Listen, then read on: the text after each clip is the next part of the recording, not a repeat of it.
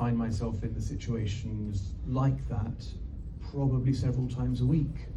And because we have a very different policing protocol, it goes very differently.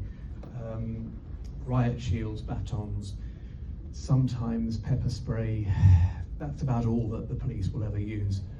But my question is, what is the holding power? What does that give you power?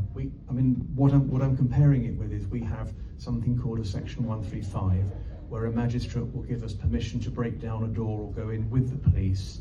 So we arrive as a Mental Health Act team with the police. If someone is known to be carrying a knife, we might have 6 police officers, but we are prepared with the Mental Health Act team, and the Mental Health Act team guides the police, even if the police have very little training in Mental Health Act, guides the police through the process of how to help this person.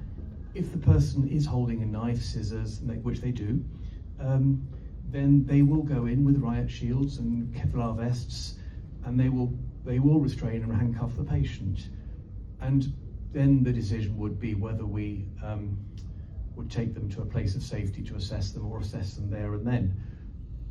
But what are the powers that in California you have?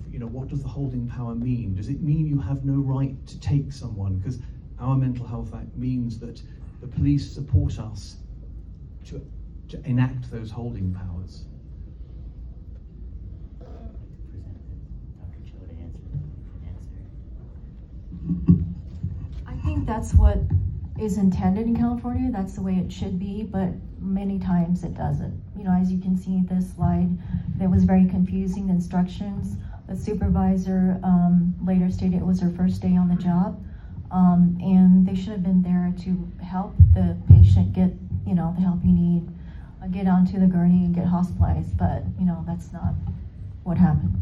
So the holding power is like that. We have they can put him on a hold, a 5150, and have him admitted for either grave disability or danger to others. Sometimes the danger to others is exaggerated, but that's the only way we can justify someone being put on hold. Yeah. But then it asks the question, well, how dangerous are they? Are they going to be a threat to the lives of the officers that are going to try to help this individual get into an institution? And that's where the gray zone is. Yeah. And you have secure ambulances, do you? The ambulances are not secured. No, they don't have armed EMT or paramedics. It's only the police. Well, when I say secure, we have cages in our ambulances. So a bit like a Black Maria or a criminal transport vehicle. They're not criminals, and that's always said, not a criminal. But if the patient is very agitated, they're put in a seat in a little cage with 2 ambulances. They have a gurney, and they're strapped in the gurney. All right. They're strapped restrained, in. yeah. Yeah, we don't use physical restraint, of course. So there's no cage, but yeah. the patients are not able to get up and. Thank you. That's my question. Thank you. I have one question to the audience. How many people feel there should be re-investigation of a Yong case? Can you raise that? So almost all of them, you agree. Thank you very much. Thank you. Yes.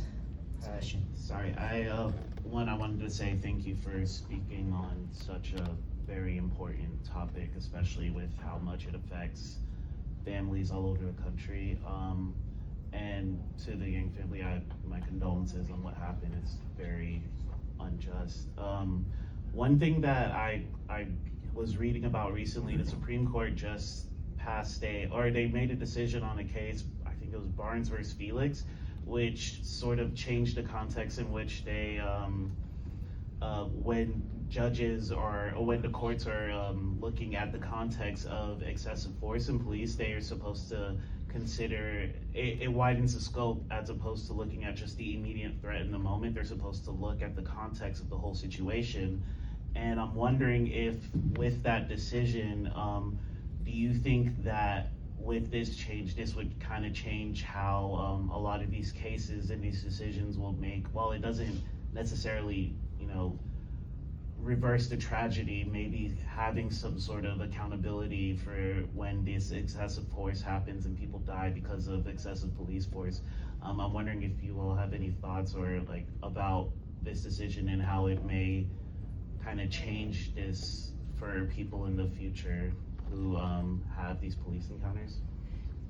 I think it depends on the perspective of the person doing the evaluation too. So as like in the slide, we showed that about 48% of the forces actually do like an internal, they do like an internal review, like so it's like within their own person, within their own force. So and very rarely do they do a external evaluation, like somebody else coming in and doing evaluation. So that, even with that law there, I think it just depending on who's doing the evaluating also may play a factor as well.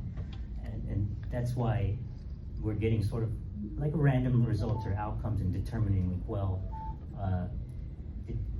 is the DA making the decisions on these cases? I understand. I guess I'm wondering, because with the Supreme Court kind of setting the precedent, whether it would change how the DAs are expected to kind of consider these judicially. And I'm wondering if you think that, like, do you see that maybe that would change how they approach it, because now the interpretation of the laws that are there are different based on, or ideally that's how it's supposed to be, that the Supreme Court kind of says to the other lower courts, oh, hey, this is how you should interpret this. Do you see that possibly making this any better, or? Yeah, I hope so. I think I would hope so. But again, it really is dependent on the evaluator, and that's the tricky. Like for example, the case with Takar Smith, that had some like evaluation with like the mayor getting involved and like became politicized, and it was kind of recently after the George Floyd incident. So they said it's another shooting, so this is a big deal. And this community, it's not taken the same way. The family tried to put it on the news. They tried to kind of escalate it, reach out to community leaders, but for whatever reason, the news has now died down. But yes, thank you for letting us know about the Supreme Court ruling. Supreme Court ruling, I'd definitely like to review that one. Yeah, it just happened maybe Yeah, a few days ago, but it Can I was. talk a little? Please. You know, after the Barnes and Felix decision was made by the Supreme Court, kind of very joyful because the direction is definitely changed a little bit. It's not gonna change a lot, but now the lower courts have to be in line with that decision, and all the police officers and police chiefs, commissioners have to be careful on what they're doing. I mean, if this decision was made before the LAPD commissioner's decision on my case, they could have thought a little bit better. So I'm really grateful on this new turn of Supreme Court justices. They should have done earlier. It's been 40 years for, meandering and difficult, places. Now they are turning a little bit. So this is the time when professionals like psychiatrists can say and raise a little bit of voice, because Supreme Court justices are saying a little differently now.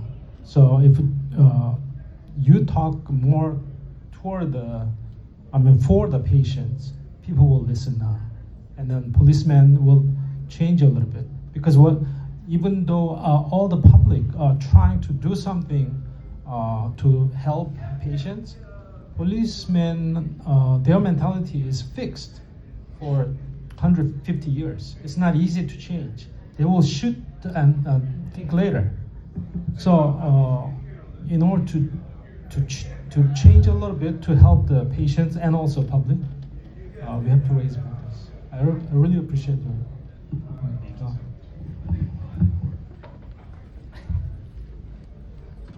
Thank you so so much for presenting this, and I am sorry for your loss, and the loss is so saddening, but for you to have to witness what happened, it just breaks my heart.